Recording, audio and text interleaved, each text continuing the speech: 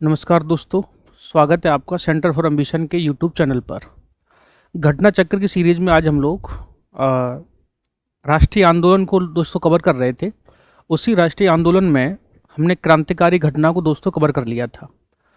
अब हम लोग यहाँ से आगे 1905 जिसमें बंगाल विभाजन और दोस्तों स्वदेशी आंदोलन, इन दोनों टॉपिकों से संबंधित जो भी सवाल हैं, क्योंकि नेशनल मूवमेंट का पार्ट दोस्तों प्रीलिम्स वाले एग्ज़ाम में उसका वेटेज ज़्यादा है, तो जो 1905 से लेकर के और 1947 तक का जो एरिया है, यहाँ से दोस्तों प्रश्न पूछने की संभावना बहुत रहती है।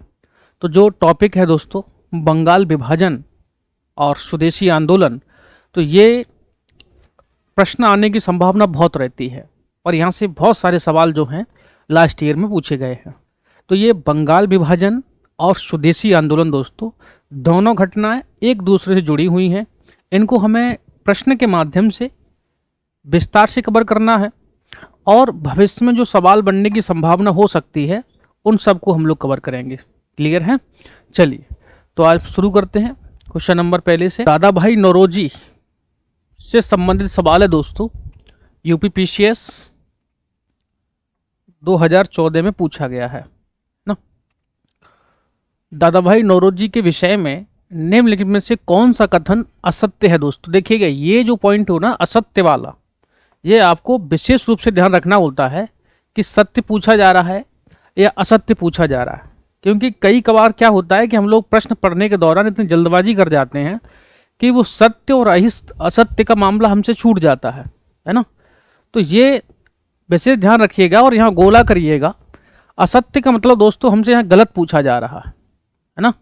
असत्य का मतलब क्या है? यहाँ पर गलत पूछा जा रहा है और गलत लिख करके अब हम लोग प्रश्न को थोड़ा सा पढ़ेंगे कि क्या मामला है ना। चलिए, वह पहले भारतीय थे जो एल्फिंस्टन कॉलेज बंबई में गणित एवं भौतिकी के प्रोफेसर नियुक्त हुए थे दोस्तों। इधर इंग्लिश में भी लिखा हुआ है, he was the first Indian to the appointment as a professor of mathematics and physics at Elphinstone college Bombay.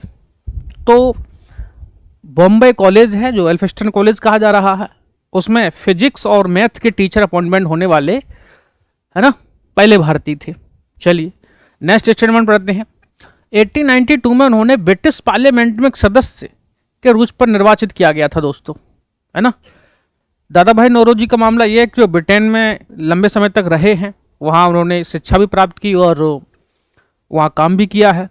तो उसी से संबंधित स्टेटमेंट है दोस्तों कि वो ब्रिटिश पार्लियामेंट में he was elected as a member of British parliament in 1892, है ना। उन्होंने गुजराती पत्रिका दोस्तों रफ्त गुप्तार का आरंभ किया।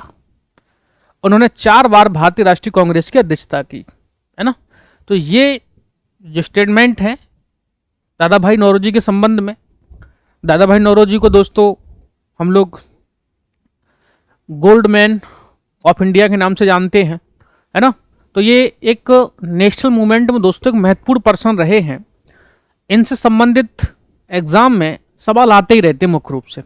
तो दादा भाई नौरोजी से संबंधित जो भी बातें एक बार हम लोग देख लेते हैं, पहले स्टेटमेंट देख लेते हैं और क्या है, और भी जो जानकारी है दादा भाई नौरोजी से संबंधित उन सबको देखेंगे। चलिए, तो हमें दोस्तों गलत बताना है, आपने अपना आंसर लगा लीजिएगा, है ना। फिर इसका मैं आंसर बताता हूँ क्या होगा। वह पहले भारतीय थे जो एल्फिंस्टन कॉलेज बम्बई में गणित भौतिक के प्रोफेसर नियुक्त हुए थे दोस्तों। तो ये स्टेटमेंट बिल्कुल सही है।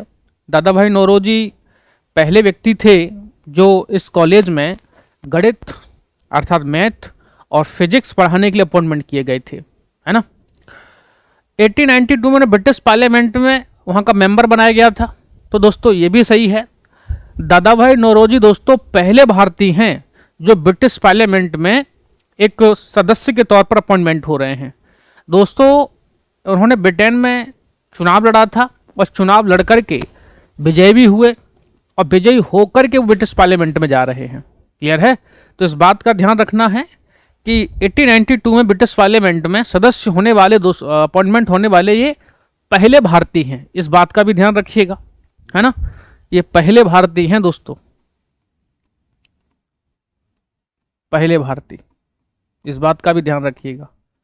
नेक्स्ट है, उन्होंने एक गुजराती पत्रिका दोस्तों तो ये रप्त गोप्तार दो दोस्तों है इनकी, गुजराती भाषा में, इस बात को ध्यान रखिएगा। आरंभ की, ये भी स्टेटमेंट ठीक है। उन्होंने 4 बार भारतीय राष्ट्रीय कांग्रेस अध्यक्षता की दोस्तों, तो ये हमारा स्टेटमेंट गलत हो जाता है। क्लियर है।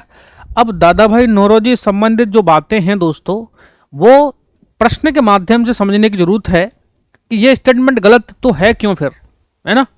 तो दोस्तों यहां लिखा हुआ है कि उन्होंने 4 बार इसकी अध्यक्षता की थी दोस्तों, ये स्टेटमेंट थोड़ा सा गलत है। दादा भाई नौरोजी कांग्रेस के 4 बार अध्यक्ष नहीं, दादा भाई नौरोजी ने दोस्तों 3 बार कांग्रेस की अध्यक्षता की है। क्लियर है।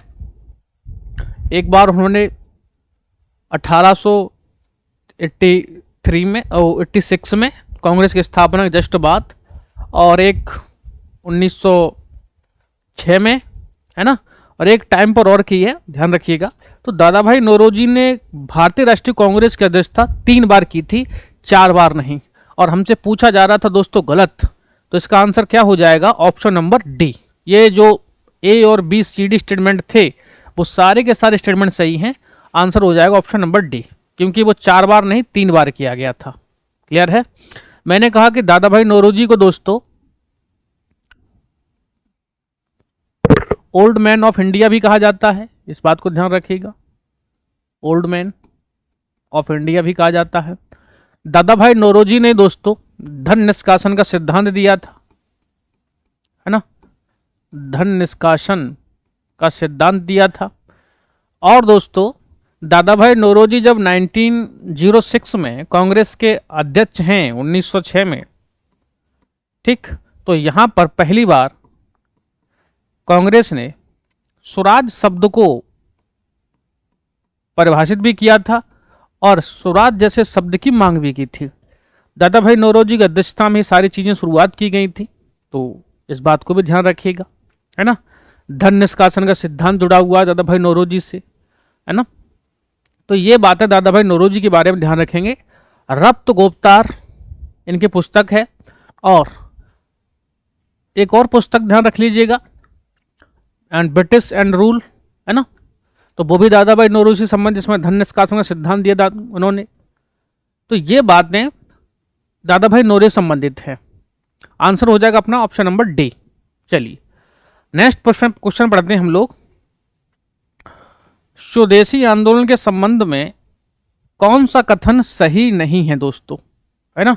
इसका मतलब क्या हुआ, हमें गलत स्टेटमेंट बताना है, ठीक है। ये विशेष ध्यान रखना होता है, नहीं तो आते हुए सवाल दोस्तों गलत हो जाते हैं। और इस बात का विशेष ध्यान रखिएगा कि यदि एग्जाम में आता हुआ सवाल हमसे गलत होता है तो पीटी की रेस में, प्रीलिम्स क्वालिफाई करने की रेस में दोस्तों हम बहुत पीछे हो जाते हैं, क्योंकि जो सवाल बहुत टफ हैं, नहीं आ रहे हैं, वो सबके लिए टफ होते हैं। आपने जो आता हुआ सवाल गलत किया है, क्योंकि वो दूसरे का सही हो जाएगा, और यहीं से जो है नंबर बढ़ने की प्रक्रिया प्रारंभ होती है। तो इस बात को विशेष ध्यान रखिएगा कि जो सवाल आपको आ रहा है वो गलत नहीं होना चाहिए।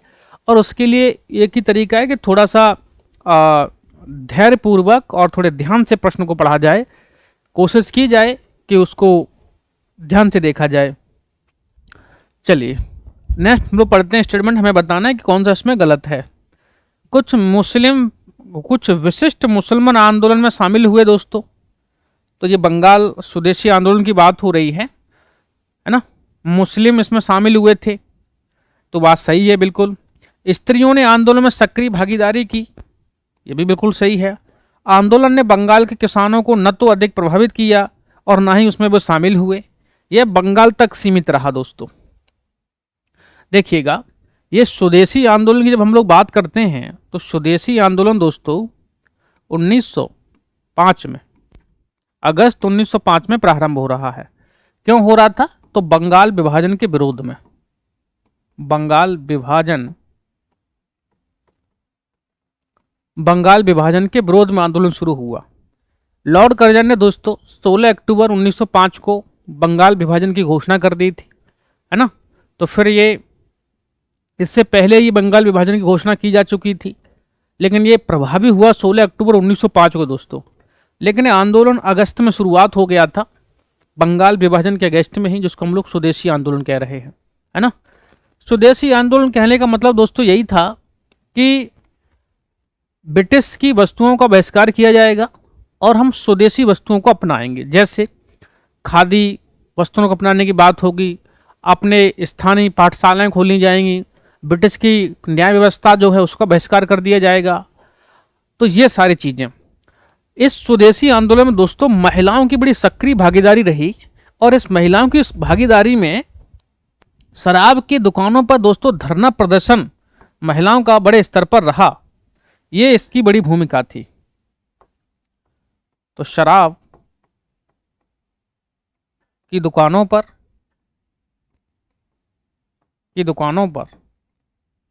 धरना प्रदर्शन ये महिलाओं के द्वारा बड़े स्तर पर किया गया इस आंदोलन में, जो इसकी एक सफलता का प्रतीक था। क्लियर है? महिलाओं की भागीदारी रही दोस्तों इसमें। बंगाल विभाजन हुआ तो मैंने कहा कि हिंदू मुसलमानों ने मिलकर के दोस्तों एक दूसरे को गले लगाया, है ना, एक दूसरे के हाथों पर कलाई बांधी थी। तो स्वदेशी आंदोलन में मुसलमानों ने भागीदारी की थी, ये बिल्कुल बात सही है ना। इस आंदोलन ने बंगाल के किसानों को ना तो अधिक प्रभावित किया और ना ही उन्हें इसमें शामिल किया। तो ये दोस्तों स्वदेशी आंदोलन की एक कमजोरी रही। इस बात को ध्यान रखिएगा कि किसान इस आंदोलन में शामिल नहीं थे दोस्तों, ये बात बिल्कुल सही है। इसमें किसानों को वरीयता नहीं दी गई थी स्वदेशी आंदोलन के किसी भी मुद्दे पर, क्योंकि बात थी था स्वदेशी को लेकर के, तो वहाँ किसानों को लेकर के बात नहीं हो रही है। किसान इसमें दोस्तों शामिल नहीं हुए और ना उनको प्रभावित किया। दोस्तों मामला ये भी था कि प्रारंभ में भारतीय राष्ट्रीय कांग्रेस की स्थापना हुई थी, तो कांग्रेस की अधिवेशन जो होते थे, बैठकें जो होती थी दोस्तों, वो एक शहरी क्षेत्रों में तक ही सीमित था मुख्य रूप से। जिनको हम लोग उदारवादी कहते हैं उनका संबंध शहरों से था, वो पढ़े लिखे वर्ग से थे, मध्यम वर्ग कहे जा रहे हैं। तो कांग्रेस की प्रारंभिक रणनीतियों में किसान और स्थानीय क्षेत्रों के मुद्दे दोस्तों शामिल नहीं थे उसमें। जैसे जब कांग्रेस बनी दोस्तों 1885 में, तो कांग्रेस की हम सफलता की बात करते हैं कि प्रारंभ में उदारवादियों की सफलता रही, क्योंकि 1885 से लेकर के और 1905 तक कांग्रेस के उदारवादियों का चरण रहा। तो उस चरण में कहा जाता है कि उदारवादियों की क्या सफलता रही। तो उदारवादियों की सफलता में कहा जाता है कि 1892 के बजट में भारतीयों को बोलने का अधिकार दे दिया गया। ये उस समय कांग्रेस की सफलता कही जा रही है। विधान परिषदों में भारतीयों की संख्या को बढ़ा दिया गया। सिविल सेवा की कुछ बात हुई, लेकिन दोस्तों ध्यान रखिएगा, ये विधानसभा में बोलने का अधिकार दिया जा रहा है और ये सारी बातें हो रही हैं, इनमें एक ये दिक्कत थी कि ये केवल और केवल उच्च वर्ग के लोगों की बात कर रहे थे। विधानसभा में दोस्तों कितने लोग जा सकते थे जो केवल धरातल से नहीं जुड़े थे, किसान थे क्या? तो किसानों की बात उन्होंने नहीं की प्रारंभ से दोस्तों। ये 1905 का फेज चल रहा है, यहाँ भी कांग्रेस के इस आंदोलन में किसानों की बात नहीं की जा रही है। जो भी मुद्दे होते थे वो उच्च वर्ग के लोगों की बात की जाती थी। लेकिन दोस्तों ये चौथा वाला जो स्टेटमेंट है कि बंगाल तक सीमित रहा, ये पूरी तरीके से गलत स्टेटमेंट है ना। आगे आप लोग पढ़ेंगे, ये आंदोलन बंगाल तो में था ही मुख्य रूप से, ये महाराष्ट्र में भी चल रहा था, बंगाल से बाहर महाराष्ट्र में, है ना। ये आंदोलन पंजाब तक भी गया और दोस्तों ये आंदोलन दक्षिण भारत में मद्रास तक भी गया। क्लियर है? दिल्ली में गया, ये आंदोलन दिल्ली में भी हुआ और अलग अलग लीडरों के द्वारा दोस्तों इस आंदोलन को चलाया गया था। जैसे महाराष्ट्र में इस आंदोलन का नेतृत्व दोस्तों बाल गंगाधर तिलक के द्वारा किया जा रहा है। महाराष्ट्र में इस आंदोलन का नेतृत्व तिलक के द्वारा किया जा रहा है, ध्यान रखिएगा। दिल्ली में हैदर रजा के माध्यम से, ठीक, और पंजाब में लाला लाजपत राय के माध्यम से। तो ये स्वदेशी आंदोलन के एक प्रसार का एरिया दिखा रहा है कि ये बंगाल से बाहर भी चल रहा था दोस्तों। क्लियर है? तो ये चौथा स्टेटमेंट क्यों गलत है दोस्तों कि बंगाल तक सीमित नहीं था, बंगाल के बाहर भी चल रहा था। और कौन कौन चल रहा था इसको भी आप देख लीजिएगा, है ना। दूसरी बात ये समझनी है कि स्वदेशी आंदोलन दोस्तों जो चल रहा है बंगाल में, तो स्वदेशी आंदोलन का बंगाल में नेता कौन था? तो यहाँ एक नाम ध्यान रख लीजिएगा, सुरेंद्र नाथ बनर्जी। ये कांग्रेस के उस समय के वरिष्ठ नेता हैं, एसएन बनर्जी इनको कहा जाता है। सुरेंद्र नाथ बनर्जी, इनके नेतृत्व में आंदोलन चल रहा है बंगाल में, है ना। और बंगाल के बाहर ये जो लीडर है ये भी ध्यान रखिएगा।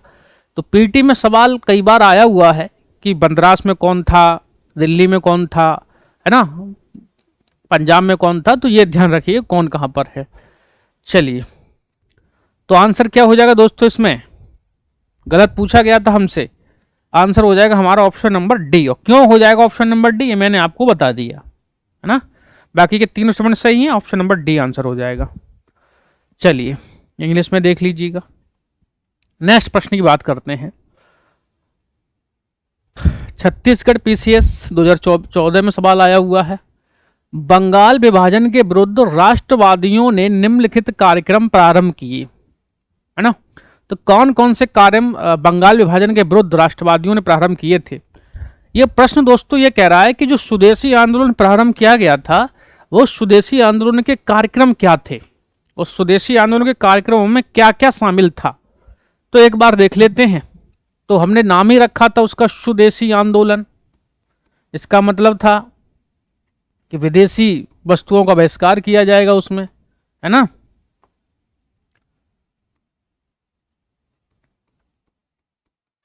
इसमें दोस्तों जैसे विदेशी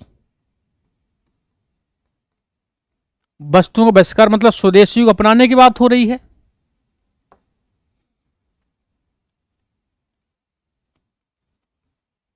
स्वदेशी पर जोर दिया गया, क्लियर है। अब ये स्वदेशी के अंतर्गत अपने वस्त्र बनाना, अपने स्कूल पाठशालाएं खोलना, अपनी पंचायतों की स्थापना करना, ये सारी चीजें शामिल थी इसमें, है ना। देख ले, ऑप्शन देख लेते हैं। स्वदेशी इसमें लिखा हुआ है दोस्तों, तो ये तो शामिल होगा मुख्य रूप से। अगर दो इसमें नहीं है दोस्तों, इसको हटा देते हैं। राष्ट्रीय शिक्षा ये स्वदेशी के अंतर्गत था, है ना। तो 2-4 यहाँ पर है, 2-4 यहाँ नहीं है, 2-4 यहाँ पर भी है। और बाइकॉट अंग्रेजों को भगाने वाली बात थी। बाइकॉट का मतलब था कि उनके चीज़ों का विरोध करना, ये बाइकॉट ही मुख्य रूप से था, ये शामिल था। लेकिन दोस्तों इसमें असहयोग का मुद्दा भी शामिल नहीं था, है ना। ये गांधी का आंदोलन 1920 में जब शुरू हुआ, नॉन कोऑपरेशन मूवमेंट, असहयोग आंदोलन, तो यहाँ पहली बार असहयोग करने की बात की जा रही है। तो ये मुद्दा इसमें शामिल नहीं था दोस्तों, है ना। तीसरा वाला शामिल नहीं है, तीसरा वाला यहाँ है, यहाँ हटा देंगे। ऑप्शन नंबर हो जाएगा डी आंसर। 1, 2 और 4 ये क्या कहा जा रहा है, बंगाल विभाजन के विरुद्ध राष्ट्रवादियों ने जो कार्यक्रम चलाए थे उसमें बाइकॉट शामिल था, स्वदेशी शामिल था, राष्ट्रीय शिक्षा शामिल थी, है ना। ऑप्शन नंबर डी आंसर हो जाएगा, ऑप्शन नंबर डी। चलिए आगे बात करते हैं। निम्नलिखित में सबसे बाद में क्या हुआ, है ना। सीक्वेंस में पूछ रहा है, which of the following happened last, सबसे लास्ट में क्या हुआ। हड़प नीति, बंगाल विभाजन, स्थायी बंदोबस्त, सहायक संधि। तो एक बार डेट देख लेते हैं। हड़प नीति दोस्तों हम लोग पढ़ चुके हैं, है ना। 1848 में किसने की थी, तो लॉर्ड डलहौजी के द्वारा, लॉर्ड डलहौजी के द्वारा। बंगाल विभाजन दोस्तों हमने भी देखा 1905 में हुआ, किसने किया, तो लॉर्ड कर्जन के द्वारा, है ना, लॉर्ड कर्जन के द्वारा। स्थायी बंदोबस्त दोस्तों, परमानेंट सेटलमेंट, तो 1792 में, है ना, किसने किया था, तो लॉर्ड कॉर्नवालिस ने, लॉर्ड कॉर्नवालिस ने। सहायक संधि दोस्तों, तो 1797 में किसने की थी, लॉर्ड वेलेजली ने, वेलेजली, ठीक। अब आप देख लीजिएगा कौन पहले है, सबसे बाद में हुआ पूछा जा रहा है ना। तो ये 1848 का मामला हो गया, पार्टीशन ऑफ बंगाल हो गया 1905 का, परमानेंट सेटलमेंट 1792 का, ये 1797 का। सबसे बाद में क्या आएगा दोस्तों, 1905 का आएगा। पार्टीशन ऑफ बंगाल सबसे बाद में हुआ है, ठीक है। अगर सबसे पहले पूछ लेता तो परमानेंट सेटलमेंट आ जाता, ठीक है। तो आंसर क्या हो जाएगा, ऑप्शन नंबर बी। ये जो फैक्ट हैं नोट कर लीजिए, ध्यान रखिएगा। इनसे भी अलग अलग तरीके से प्रश्न पूछे जा सकते हैं, मैच करवा देगा, कौन कब लागू कर रहा है ये ध्यान रखिएगा, है ना।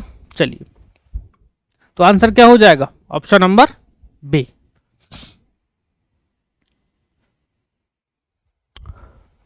चलिए, अगला प्रश्न है, देखिए आईएएस प्रीलिम्स 2019 में पूछा गया सवाल है, ठीक है, रिसेंट में आया हुआ है। देखिए, टॉपिक अगर हमने एक बार पढ़ लिया है, चाहे राष्ट्रीय आंदोलन हो या बंगाल विभाजन हो या कोई और टॉपिक हो, अब वो प्रश्न आईएएस में पूछा जा रहा है या पीसीएस में पूछा जा रहा है, इससे कोई फर्क नहीं पड़ता अगर आपका कॉन्सेप्ट क्लियर है मुख्य रूप से। तो अभी पढ़ते हैं, देखिए बंगाल विभाजन, स्वदेशी आंदोलन के बारे में दोस्तों हमने अभी बात की थी, वही बात हो रही है। इसने देसी शिल्पकारों के कौशल और उद्योगों को पुनर्जीवित करने में योगदान दिया। तो दोस्तों, जब स्वदेशी आंदोलन चला, विदेशी वस्तुओं का बहिष्कार किया जा रहा है, तो मैंने कहा कि स्वदेशी के उत्पादन पर जोर दिया जा रहा है।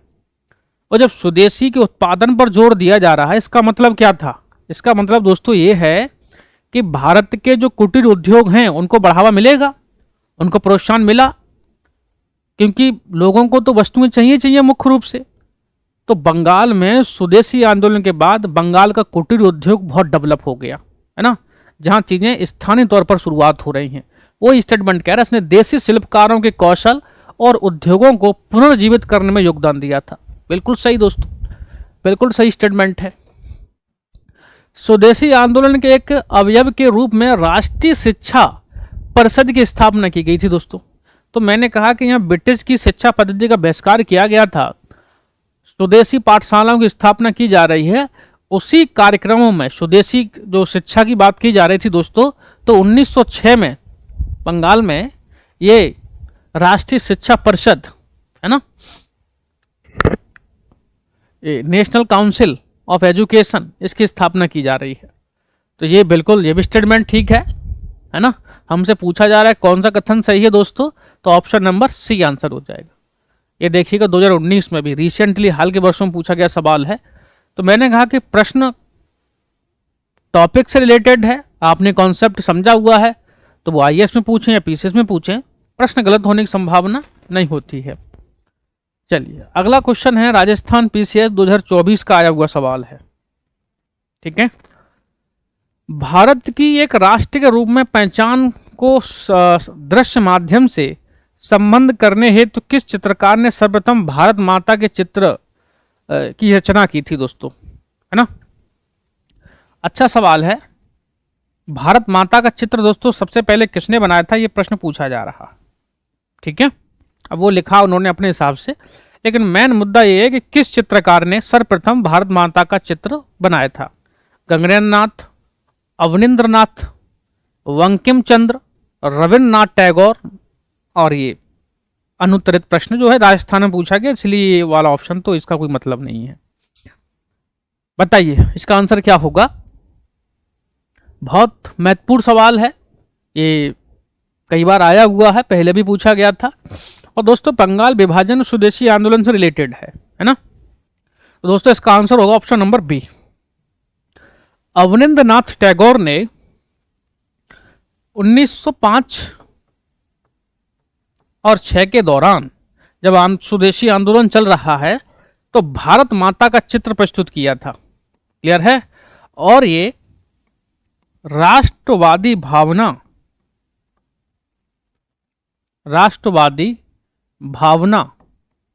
से प्रेरित था, क्लियर है। भारत माता के चित्र के माध्यम से राष्ट्र के लोगों को एकजुट करने की कोशिश की गई, है ना। स्वदेशी आंदोलन में लोगों को जुड़ाव पैदा करना था, तो एक भारत की छवि प्रस्तुत की जा रही है इस चित्र के माध्यम से, और इस चित्र को बनाने का काम दोस्तों रविन्द्रनाथ टैगोर के द्वारा किया गया। रविन्द्रनाथ टैगोर के द्वारा दोस्तों उस समय जो बंगाल विभाजन के दौरान, बंगाल विभाजन को बंग भंग आंदोलन भी कहा जा रहा है स्वदेशी आंदोलन को, तो इस दौरान जो है वंदे मातरम, स्वदेशी गीतों का मामला हो रहा है ना, चित्रकला का विकास हो रहा है। तो ये स्वदेशी पर बल देने की जो प्रोसेस चल रहा था, प्रक्रिया चल रही थी, वही एक स्वदेशी आंदोलन के कार्यक्रमों का पार्ट था। उसी में एक ये रविन्द्रनाथ टैगोर के द्वारा इस तरह का चित्र बनाया गया था। ठीक है, चलिए अगले प्रश्न की बात करते हैं। भारतीय राष्ट्रीय कांग्रेस के 1905 के बनारस अधिवेशन की अध्यक्षता किसने की थी? सुरेंद्रनाथ बनर्जी, है ना, फिरोज शाह मेहता, गोपाल कृष्ण गोखले, दिनसा वाचा। तो दोस्तों 1905 का जो बनारस अधिवेशन हो रहा है कांग्रेस का, इसकी अध्यक्षता गोपाल कृष्ण गोखले ने की थी, है ना। कांग्रेस का प्रत्येक साल दोस्तों दिसंबर में एक वार्षिक सेशन होता था, एनुअल सेशन था ये, जिसमें कांग्रेस रणनीति बनाती थी अगले वर्ष के लिए क्या करना है, लास्ट ईयर हमने क्या किया हुआ है। दिसंबर में इसलिए होती थी क्योंकि भारतीय राष्ट्रीय कांग्रेस की स्थापना दोस्तों 28 दिसंबर 1885 में हुई थी। गोपाल कृष्ण गोखले दोस्तों उदारवादी नेता हैं। तो इस समय जब कांग्रेस का अधिवेशन चल रहा है, इस समय स्वदेशी आंदोलन का मामला चल रहा था, तो इसी आंदोलन में स्वदेशी आंदोलन के प्रस्ताव को रखने की बात की गई थी पहली बार। लेकिन 1906 में जब कांग्रेस का अधिवेशन होगा, उस अधिवेशन में दोस्तों उसको अनुमति दी गई थी। क्लियर है? चलिए दादा भाई नौरोजी के बारे में अगला सवाल फिर आ गया दोस्तों। ठीक है, हम लोगों ने पहले सवाल में डिस्कस किया था, अब फिर सवाल है और पूछा जा रहा कौन सा सही नहीं है ना, नॉट करेक्ट पूछा जा रहा है। उन्होंने poverty and un British rule India नामक पुस्तक लिखी थी। जब हम लोग पीछे प्रश्न हल कर रहे थे दोस्तों, तो उसमें बताया था हमने कि जो गुजराती भाषा में रप्त गुप्तार पुस्तक थी, उसके अलावा गांधी की एक फेमस पुस्तक है poverty and un British rule in India. Clear है? उन्होंने गुजराती प्रोफेसर के रूप में यूनिवर्सिटी कॉलेज ऑफ लंदन में कार्य किया दोस्तों। तो ध्यान रखिए, गुजराती प्रोफेसर के रूप में यूनिवर्सिटी लंदन में काम किया, तो ये भी बिल्कुल सही है, ये भी स्टेटमेंट सही है। उन्होंने बम्बई में महिला शिक्षा की नींव रखी। वे ब्रिटिश पार्लियामेंट में सदस्य के रूप में अनुदारवादी पार्टी के टिकट पर चुने गए थे दोस्तों, है ना। He was elected as a member of the British parliament as a conservative party ticket. तो दोस्तों ये जो लिखा ना अनुदारवादी पार्टी, कंजर्वेटिव पार्टी नहीं, दादा भाई नौरोजी दोस्तों उदारवादी पार्टी थी, उदारवादी पार्टी, उससे चुने गए थे। क्लियर है? तो ये वाला स्टेटमेंट भी ठीक है, डी वाला स्टेटमेंट गलत है। तो ये विषय ध्यान रखिएगा, बंबई में शिक्षा, महिला शिक्षा को लेकर के दादा भाई नौरोजी ने काम किया था, है ना। तो ये स्टेटमेंट तो आंसर होगा ऑप्शन नंबर डी, क्योंकि दोस्तों आपसे गलत पूछा जा रहा था, है ना। तो ऑप्शन नंबर क्या हो जाएगा? डी। क्यों गलत हो जा रहा है? क्योंकि उदारवादी पार्टी से नहीं, अनुदारवादी पार्टी से नहीं, उदारवादी पार्टी से टिकट लड़े थे चुनाव और जीते थे। ठीक है, और ये भी ध्यान रखना है कि ब्रिटिश पार्लियामेंट अपॉइंटमेंट होने वाले फर्स्ट इंडियन है ये। ठीक है, चलिए नेक्स्ट प्रश्न की बात करते हैं हम लोग।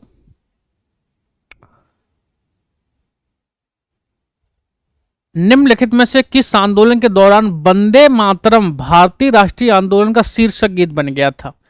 तो अभी हम लोग जिक्र कर ही रहे थे कि राष्ट्रीय आंदोलन, स्वदेशी आंदोलन के दौरान दोस्तों इसको वंदे मातरम को राष्ट्रीय गीत का उस समय जो है उस आंदोलन का एक बहुत फेमस गीत बन गया था।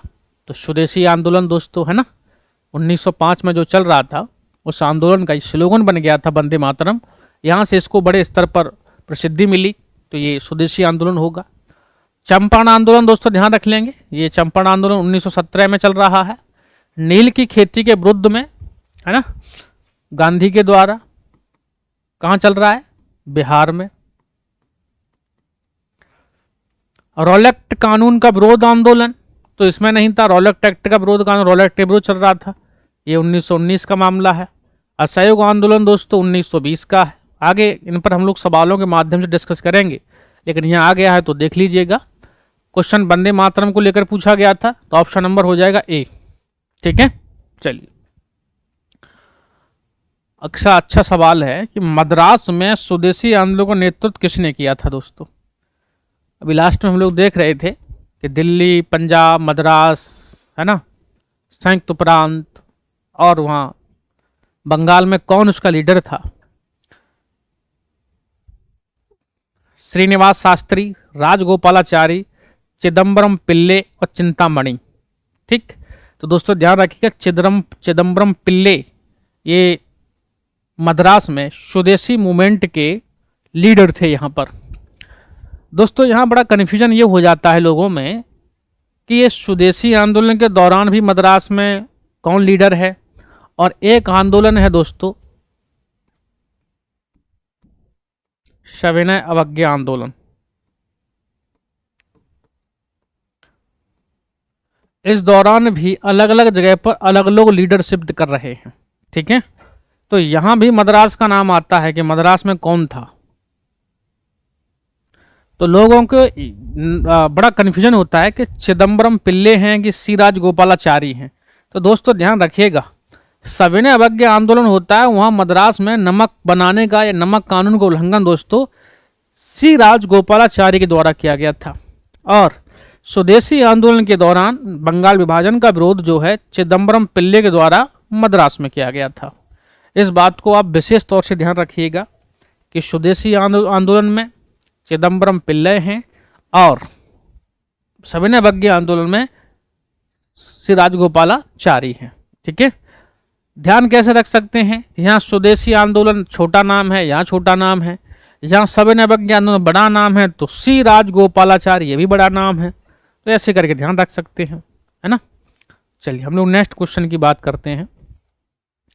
निम्नलिखित में से किसने स्वदेशी आंदोलन का नेतृत्व दिल्ली में किया था। दोस्तों अभी हम लोगों ने बताया था सैयद हैदर राजा, है ना। अजीत सिंह दोस्तों पंजाब में थे, बाल गंगाधर तिलक महाराष्ट्र में थे और लाला लाजपत राय भी पंजाब में थे और हैदर राजा अब दिल्ली में हैं, ठीक है। चलिए ऑप्शन नंबर क्या हो जाएगा हमारा, डी, सैयद हैदर राजा। वर्ष 1905 में बंगाल विभाजन के समय वायसराय कौन था दोस्तों, है ना। Lord Hardinge, Lord Lytton, Lord Curzon, Lord Minto. तो वायसराय कौन था दोस्तों, लॉर्ड कर्जन, ठीक है। अगर दोस्तों पूछा जाता है कि बंगाल विभाजन के समय सचिव कौन था, तो ध्यान रखिएगा लॉर्ड रिशले, है ना।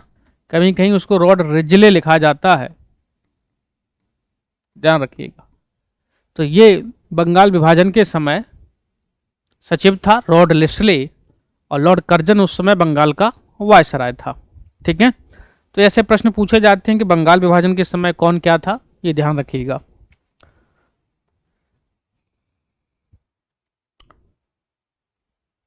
बंग भंग विरोधी आंदोलन प्रारंभ किया गया दोस्तों, है ना। 20 जुलाई 1905, 16 अक्टूबर 1905, 7 नवंबर 1905, 7 अगस्त 1905। तो ये बंग भंग विरोधी आंदोलन, बंग भंग विरोधी आंदोलन का मतलब दोस्तों है स्वदेशी आंदोलन, ठीक है।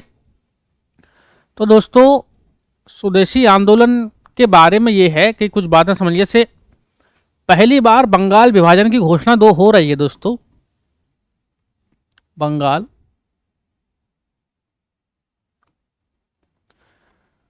विभाजन।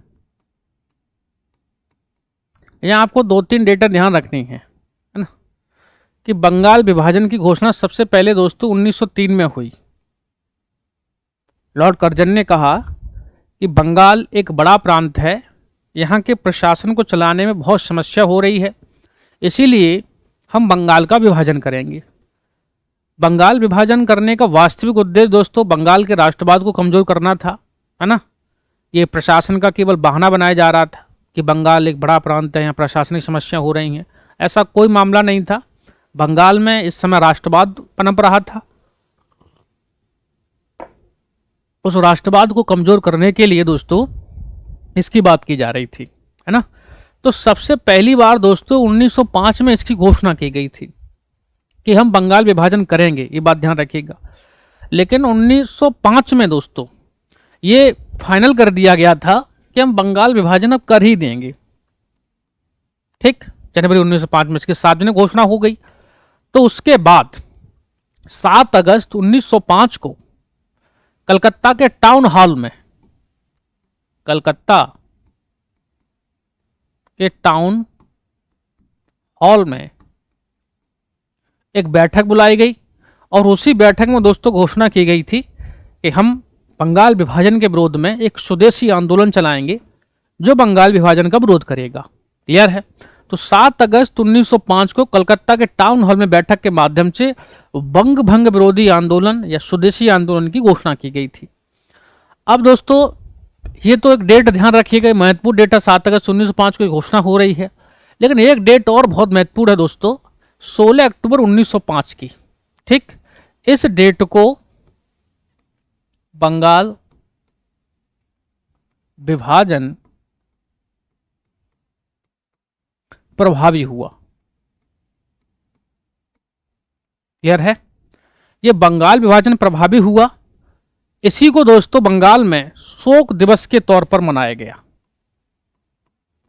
शोक दिवस के तौर पर मनाया गया। लोगों ने एक दूसरे के हाथ पर राखी बांधी, गंगा स्नान किया गया और दोस्तों दोपहर के बाद एक बहुत बड़ी सभा का आयोजन किया गया जिसमें सुरेंद्र नाथ बनर्जी, आनंद मोहन बोस, इन्होंने सभा को संबोधित किया। लाखों की संख्या में भीड़ इकट्ठी हुई थी। महिला और पुरुषों ने दोस्तों जो भी धन इकट्ठा किया हुआ था, जैसे महिलाओं ने अपने आभूषण, पुरुषों ने जो पूंजी थी उतना, वो आंदोलन में जमा की। दोस्तों लाखों रुपए चंदे के तौर पर इकट्ठे हो गए थे इस आंदोलन को चलाने के लिए। तो ये स्वदेशी आंदोलन से जुड़ी कुछ डेटें हैं, ध्यान रखिएगा। आपसे ये भी पूछा जाता है कि शोक दिवस किस दिन मनाया गया था, तो किस दिन मनाया गया, ये 16 अक्टूबर 1905 को। क्यों मनाया गया था?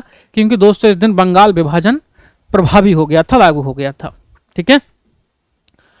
और ये 7 अगस्त 1905 कलकत्ता का टाउन हॉल जहां से आंदोलन की शुरुआत हो रही है, ये बात ध्यान रखिएगा। तो हमारा आंसर क्या हो जाएगा दोस्तों इसमें? Option number B. ठीक है, ऑप्शन नंबर बी आंसर हो जाएगा। चलिए नेक्स्ट प्रश्न की बात करते हैं। बंगाल का विभाजन 1905 में लॉर्ड कर्जन के द्वारा किया गया, यह किस वर्ष रद्द कर दिया गया? दोस्तों एक डेट और ध्यान रख लेनी है आपको। एक तो जिस दिन बंगाल विभाजन प्रभावी हुआ है ना, 16 अक्टूबर 1905 को, और फिर कुछ समय बाद बंगाल का विभाजन खारिज भी कर दिया गया। ठीक है, वर्ष 1905, 1909, 1910, 1911। तो एक डेट ध्यान रखेंगे, 1911। इस दिन दौरान दो बातों से लिए ध्यान रखना है कि एक तो ये बंगाल विभाजन खारिज किया गया, बंगाल विभाजन को समाप्त कर दिया गया, है ना। एक यहाँ राजधानी ब्रिटिश ने, भारत की राजधानी दोस्तों कलकत्ता से दिल्ली स्थानांतरित कर दी। ठीक, ये और बड़ा बदलाव हुआ था। 1911 में घोषणा की गई थी कि भारत की राजधानी अब कलकत्ता नहीं क्या होगी, दिल्ली होगी। ठीक है, तो ये घोषणा भी इस समय की गई थी।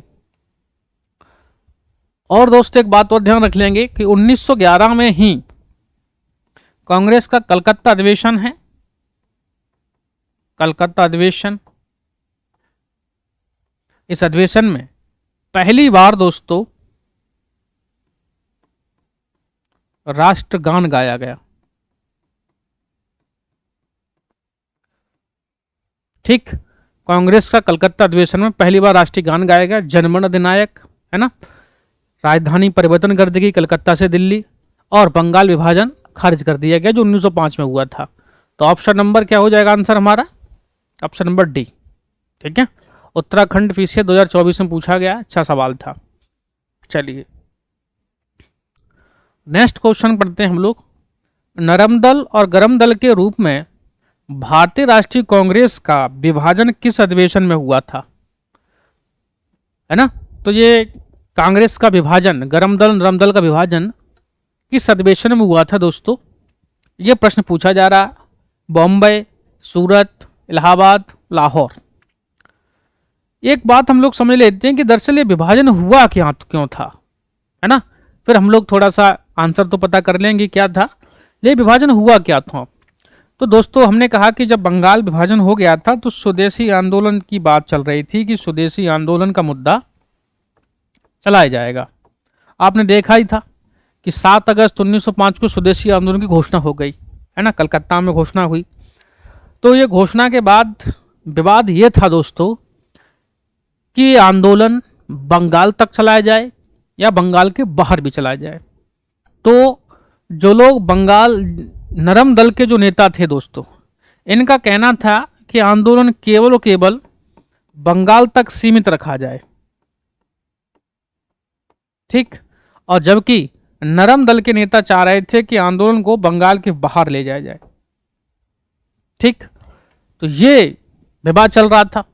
आपने देखा कि 1905 में जो कांग्रेस का अधिवेशन हुआ उसमें गोपाल कृष्ण गोखले अध्यक्ष थे, और गोपाल कृष्ण गोखले अध्यक्ष थे तो वो नरम दल के नेता थे।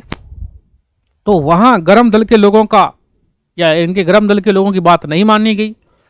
1906 में जब कांग्रेस का अधिवेशन हुआ तो उसमें दोस्तों दादा भाई नौरोजी को अध्यक्ष बना दिया गया, और दादा भाई नौरोजी भी मुख्य रूप से कौन थे? नरम दल के नेता थे। तो इस बार 1907 में दोस्तों ध्यान रखिएगा, 1907 में यह अधिवेशन हो रहा था दोस्तों सूरत में, ठीक। यहां गरम दल के नेता चाह रहे थे कि हम तिलक को अध्यक्ष बनाएं। अगर तिलक अध्यक्ष बन जाते हैं, तिलक के लाला लाजपत राय को अध्यक्ष बन जाते हैं, क्योंकि ये दोनों नेता गरम दल से जुड़े हुए थे। अगर ऐसा कर पाते हैं तो मुख्य रूप से क्या होगा कि हम जो हैं बंगाल को आंदोलन को, विभाजन के आंदोलन को, स्वदेशी आंदोलन को बंगाल के बाहर ले जाने में सफल हो जाएंगे। लेकिन दोस्तों लाला लाजपत राय या तिलक को अध्यक्ष बनाया जाता तो ये इस मुद्दे को लेकर आपस में बहसा बहसी हो रही थी, आपस में विवाद हो रहा था, है ना, गरम दल नरम दल के नेताओं में। तो दोनों आपस में लड़ जाते हैं, और लड़ने की नौबत यहाँ तक आ गई कि वहाँ पर रखी हुई कुर्सियाँ, चेयर एक दूसरे मारना शुरू कर दिया। तो ये विवादित मामला हो गया थोड़ा सा। इसी वजह से कांग्रेस के जो गरम और दरम दल के नेता थे दोस्तों यहाँ से अलग हो गए। इसी को कहा जा रहा है कांग्रेस का विभाजन, ठीक है। और ये कहाँ हुआ था? सूरत में 1907 में। इसको सूरत फूट के नाम से दोस्तों जानते हैं, सूरत फूट के नाम से, सूरत डिक्लेरेशन के नाम से जाना जाता है, ठीक है। तो ये ध्यान रखिएगा। नेक्स्ट क्वेश्चन देख लेते हैं। दादा भाई नौरोजी को आम नाम से किस नाम से जाना जाता है? तो ओल्ड मैन ऑफ इंडिया के नाम से हमने आपको बता ही दिया था, है ना। नेक्स्ट क्वेश्चन देखते हैं। भारतीय स्वतंत्रता संग्राम के संदर्भ में 16 अक्टूबर 1905, देखिए आईएएस प्री 2009 में सवाल पूछा गया था, किन कारणों के लिए प्रसिद्ध है? तो हम लोग जिक्र कर ही रहे थे अभी। कलकत्ता के टाउन हॉल में स्वदेशी आंदोलन की घोषणा की गई थी। नहीं, ये कब की गई थी? 7 अगस्त 1905 को की गई थी। बंगाल का विभाजन हुआ था, यस, 16 अक्टूबर 1905 में दोस्तों, ठीक। दादा भाई नौरोजी ने घोषणा की भारतीय राष्ट्रीय कांग्रेस स्वराज लक्ष्य? नहीं, ठीक है। तो ये ऑप्शन नंबर बी हो जाएगा इसका आंसर। चलिए ऑप्शन नंबर बी, क्योंकि पीछे पढ़ ली हमने क्या मामला था। निम्नलिखित में से किसने बंगाल विभाजन के विरोध में हुए आंदोलन का नेतृत्व किया था? है ना। Who among the following lead the movement against the partition of Bengal? तो बंगाल विभाजन के विरोध में आंदोलन कर रहे हैं सुरेंद्रनाथ बनर्जी दोस्तों। सुरेंद्रनाथ बनर्जी तो शामिल थे उसमें, सीआर दास का नाम आता नहीं, रविन्द्रनाथ टैगोर उसमें शामिल थे, मुख्य रूप से होंगे नहीं। आशुतोष मुखर्जी का नाम ध्यान रखिए दोस्तों, ठीक। ये बंगाल विभाजन के स्वदेशी आंदोलन के समर्थन में नहीं थे, विरोध में थे। कौन थे? आशुतोष मुखर्जी। इंपोर्टेंट सवाल है दोस्तों ये, है ना, ध्यान रखिएगा। नेक्स्ट है, बंगाल विभाजन के विषय में किसने कहा था कि विभाजन हमारे ऊपर बम की तरह गिरा है? ये स्टेटमेंट है दोस्तों, ध्यान रखिएगा कि विभाजन हमारे ऊपर बम की तरह गिरा है। ये किसने कहा था? सुरेंद्रनाथ बनर्जी, बिपिन चंद्र पाल, गोपाल कृष्ण गोखले, चित्तरंजन दास। तो दोस्तों ये स्टेटमेंट गोपाल कृष्ण गोखले ने कहा था कि बंगाल का विभाजन हमारे ऊपर एक वज्र की तरह गिरा, एक बम की तरह गिरा हुआ है। ध्यान रखिएगा, बंगाल विभाजन संबंधित स्टेटमेंट है ना। नेक्स्ट क्वेश्चन की बात करते हैं। भारत की प्राचीन कला परंपराओं को पुनर्जीवित करने के लिए Indian society of oriental art, most important fact है दोस्तों, की स्थापना की गई थी, है ना। An Indian society of oriental art was established to review the ancient art tradition of India. Abanindranath Tagore Nandalal Bose, Asit Kumar Haldar, Amrita Shergil. तो दोस्तों ऑप्शन नंबर बी ध्यान रखिएगा, नंदलाल बोस। ये पहले व्यक्ति हैं दोस्तों जो कला के क्षेत्र में, कला के क्षेत्र में इनको छात्रवृत्ति प्राप्त हुई थी, छात्रवृत्ति प्राप्त हुई। ये भी प्रश्न इस तरीके का पूछा गया है, ध्यान रखिएगा, है ना। और Indian society of oriental art की स्थापना किसने की थी? नंदलाल बोस के द्वारा। ठीक है। नेक्स्ट क्वेश्चन है, निम्नलिखित वर्गों में कौन 1905 के स्वदेशी आंदोलन में मुख्यतः अप्रभावित रहा? पहले प्रश्न में चर्चा हुई थी इसकी, अप्रभावित रहा, इसका मतलब वो शामिल नहीं हुआ, है ना, अनअफेक्टेड। तो महिलाएं दोस्तों हमने कहा शामिल थी। शराब की दुकानों में धरना देने का महिलाओं ने किया, मुसलमान शामिल थे, बुद्धिजीवी शामिल थे। ठीक है। अच्छा, इन्हीं में से एक चुनना है ना, चलिए देखते हैं।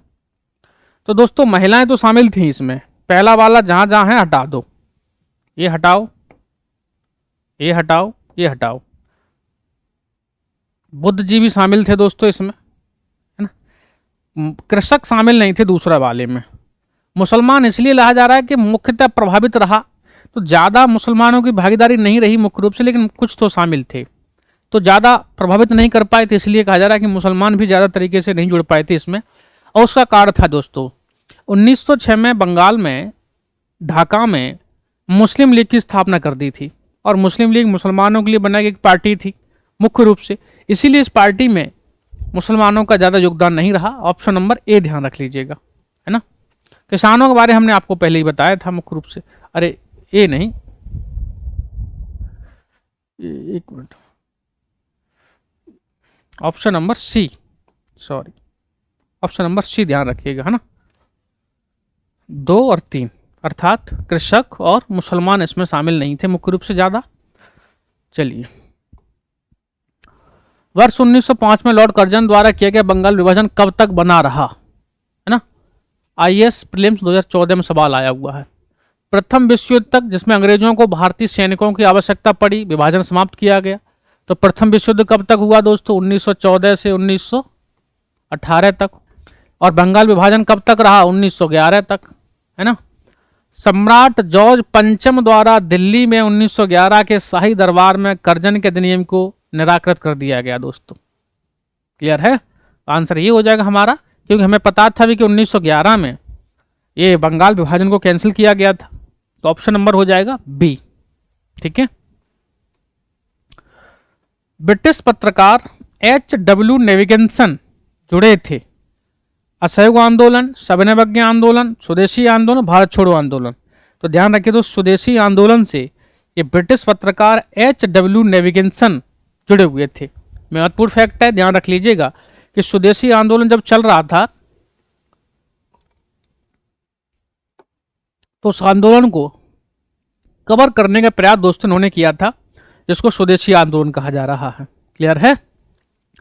चलिए, लॉर्ड कर्जन द्वारा वर्ष 1905 में किया गया बंगाल विभाजन रद्द कर दिया था, हमने देख लिया 1911 में। यह महत्वपूर्ण इंपोर्टेंट सवाल है दोस्तों कि बंगाल में ब्रिटिश वस्तुओं के बहिष्कार का सुझाव सर्वप्रथम किसने दिया था? अरविंदो घोष, कृष्ण कुमार मित्र ने, मोतीलाल घोष और सतीश चंद्र मुखर्जी ने। तो दोस्तों कृष्ण कुमार मित्र ने, ठीक है। और इनकी पुस्तक का नाम ध्यान रखिएगा, कृष्ण कुमार मित्र की संजीवनी। संजीवनी, इसी संजीवनी पुस्तक में इन्होंने स्वदेशी का बहिष्कार दिया था। ठीक है।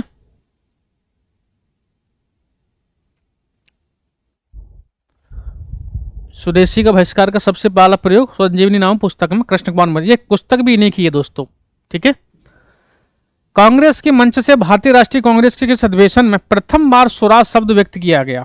बनारस अधिवेशन, कलकत्ता अधिवेशन, सूरत अधिवेशन। तो कलकत्ता अधिवेशन, दादा भाई नौरोजी की बात थी, है ना। ठीक है।